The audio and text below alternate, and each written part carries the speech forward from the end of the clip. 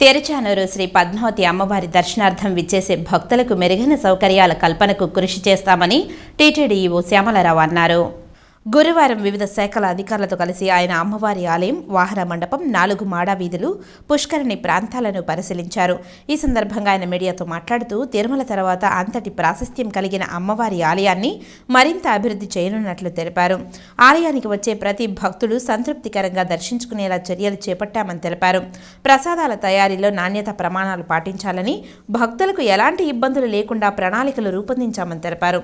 ఈ కార్యక్రమంలో JEO Veerabrahmam, deputy EO Govindarajan, AEO Ramesh, ఆగమ సలహాదారులు శ్రీనివాస ఆచార్యులు, మణికంఠ భట్టాచార్య, తిరుచానూరు సిఐ సునీల్ కుమార్, ఆలయ అధికారులు తదితరులు పాల్గొన్నారు.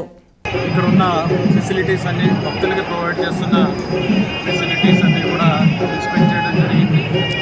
క్యూ లైన్ మొదలుకొని ప్రసాదాలు, అలాగే రేటింగ్ ఎలా ఉంది, వాళ్ళకి ఏమైనా ఇబ్బందులు ఉందా, వాళ్ళతో ప్రసాదాల క్వాలిటీ కూడా ఎలా ఉంది, ఇవన్నీ కూడా వాళ్ళతో అడిగి వాళ్ళ ఫీడ్బ్యాక్ తీసుకోవడం జరిగింది. ఇక్కడ ఆలయ సిబ్బంది కూడా వాళ్ళ దగ్గర నుంచి రిటర్న్గా ఫీడ్బ్యాక్ తీసుకుని టైం టు టైం దాని మీద ఏమైనా కరెక్టివ్ స్టెప్స్ తీసుకోవాలని ఉంటే అవన్నీ కూడా తీసుకుని చాలా బాగా చేస్తున్నారు. ఇంకా భవిష్యత్తులో ఇంకా ఎలాగా